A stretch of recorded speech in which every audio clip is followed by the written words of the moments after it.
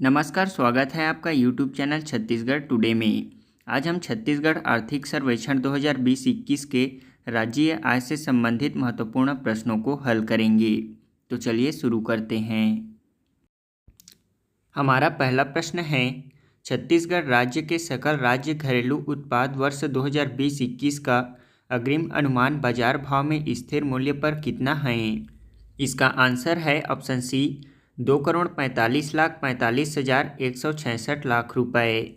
वर्ष 2020-21 के लिए सकल राज्य घरेलू उत्पाद के अग्रिम अनुमान उपलब्ध प्रवृत्तियों एवं सूचकांकों पर आधारित है। छत्तीसगढ़ राज्य के सकल राज्य घरेलू उत्पाद वर्ष 2020-21 का अग्रिम अनुमान बाजार भाव में स्थिर मूल्य पर आधार वर्ष 2011-12 के आधार पर 2,45,45,166 लाख रुपए अनुमानित है।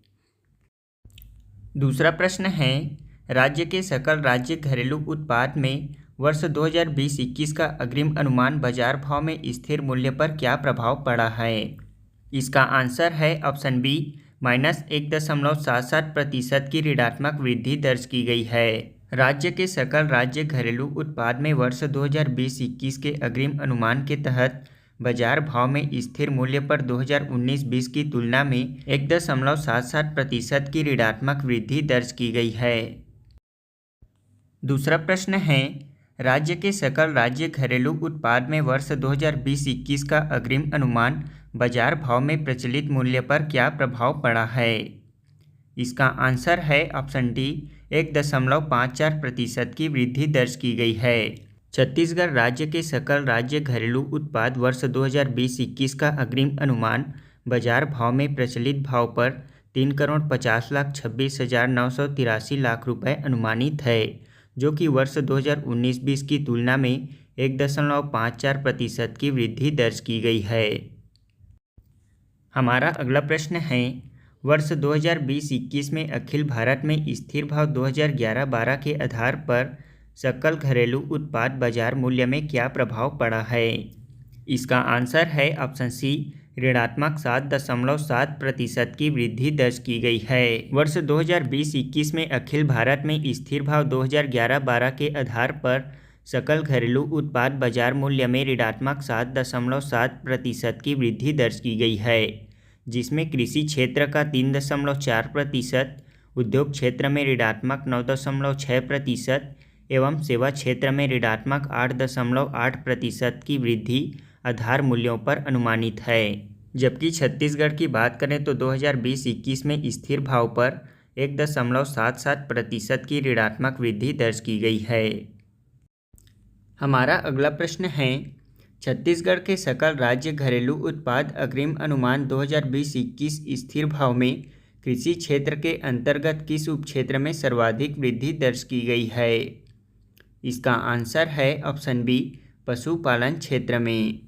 राज्य के जीडीपी अग्रिम अनुमान 2020-21 स्थिर भाव में कृषि क्षेत्र के अंतर्गत उपक्षेत्र पशुपालन में सर्वाधिक 11.73% की वृद्धि दर्ज की गई है।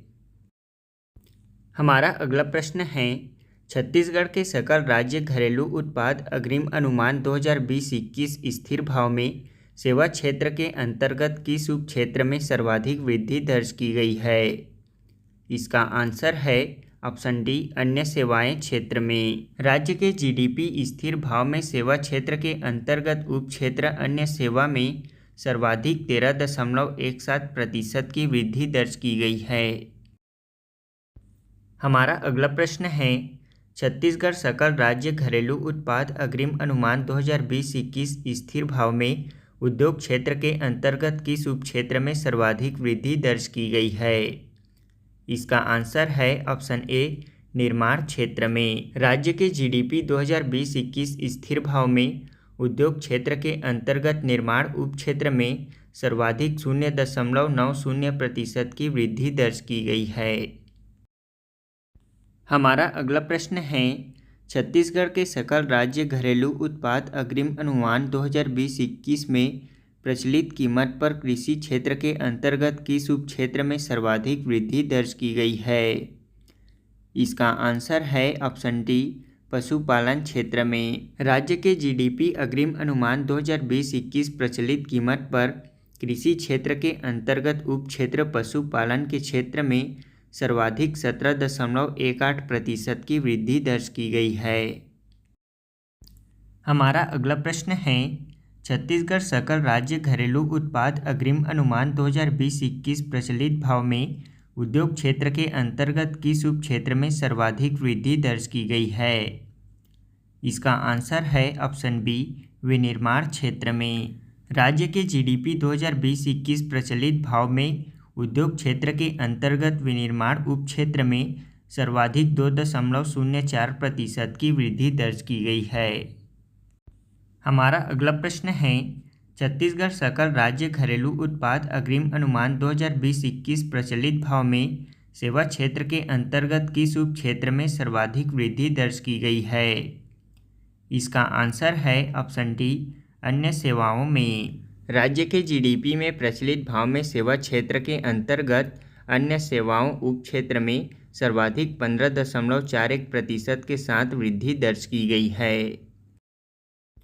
हमारा अगला प्रश्न है, छत्तीसगढ़ में सकल राज्य घरेलू उत्पाद 2020-21 में स्थिर व प्रचलित कीमतों पर किस क्षेत्र में सर्वाधिक ऋणात्मक वृद्धि दर्ज की गई है? इसका आंसर है ऑप्शन डी, खनन एवं उत्खनन क्षेत्र में। राज्य के सकल राज्य घरेलू उत्पाद 2020-21 में स्थिर कीमतों व प्रचलित कीमतों पर खनन एवं उत्खनन क्षेत्र में सर्वाधिक ऋणात्मक वृद्धि दर्ज की गई है। इसमें स्थिर कीमतों पर खनन एवं उत्खनन क्षेत्र में 24.40% ऋणात्मक वृद्धि तथा प्रचलित कीमतों पर खनन तथा उत्खनन क्षेत्र में 25.53% ऋणात्मक वृद्धि दर्ज की गई है। हमारा अगला प्रश्न है, छत्तीसगढ़ में सकल राज्य घरेलू उत्पाद 2020-21 में स्थिर कीमतों पर उद्योग क्षेत्र में सर्वाधिक भागीदारी किस उप क्षेत्र की है? इसका आंसर है ऑप्शन ए, विनिर्माण क्षेत्र की। राज्य के सकल राज्य घरेलू उत्पाद 2020-21 स्थिर भाव में सर्वाधिक भागीदारी 46.4% के साथ उद्योग क्षेत्र की है। इसके उप क्षेत्र में सर्वाधिक भागीदारी 17.3% के साथ विनिर्माण क्षेत्र की है। वहीं इस क्षेत्र में प्रचलित भाव की बात करें तो उद्योग के उप क्षेत्र में सर्वाधिक भागीदारी 13.8% के साथ निर्माण क्षेत्र की है। अगला प्रश्न है, छत्तीसगढ़ में सकल राज्य घरेलू उत्पाद 2020-21 में स्थिर कीमतों पर सेवा क्षेत्र में सर्वाधिक भागीदारी किस उप क्षेत्र की है? इसका आंसर है ऑप्शन सी, स्थावर संपदा सेवा क्षेत्र की। राज्य के सकल राज्य घरेलू उत्पाद 2020-21 स्थिर कीमत में सेवा क्षेत्र में भागीदारी 35.94% है। सेवा के उप क्षेत्रों में सर्वाधिक भागीदारी 9.07% के साथ स्थावर संपदा व सेवा क्षेत्र की है। वहीं प्रचलित भाव में सेवा के उप क्षेत्र में सर्वाधिक भागीदारी 10.42% के साथ स्थावर संपदा व सेवा क्षेत्र की ही है। हमारा अगला प्रश्न है, छत्तीसगढ़ में सकल राज्य घरेलू उत्पाद 2020-21 में स्थिर कीमतों पर कृषि क्षेत्र में सर्वाधिक भागीदारी किस उप क्षेत्र की है? इसका आंसर है ऑप्शन सी, फसल में। छत्तीसगढ़ में सकल राज्य घरेलू उत्पाद 2020-21 स्थिर कीमतों पर कृषि क्षेत्र के फसल उप क्षेत्र में सर्वाधिक भागीदारी है। राज्य के सकल घरेलू उत्पाद 2020-21 स्थिर भाव में कृषि क्षेत्र की भागीदारी 17.64% है। इसमें कृषि के उप क्षेत्र में सर्वाधिक भागीदारी 10.63% के साथ फसल की है। वहीं प्रचलित भाव में कृषि के उप क्षेत्र में सर्वाधिक भागीदारी फसल की ही 12.90% है। हमारा अगला प्रश्न है, राज्य की प्रति व्यक्ति आय 2020-21 में स्थिर भाव पर कितना है? इसका आंसर है ऑप्शन बी, 82,419 रुपये।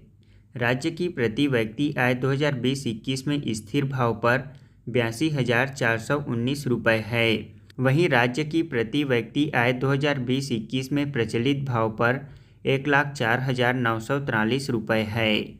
इसमें प्रति व्यक्ति आय प्रचलित भाव में पिछले वर्ष की तुलना में 0.14% की कमी दर्ज की गई है।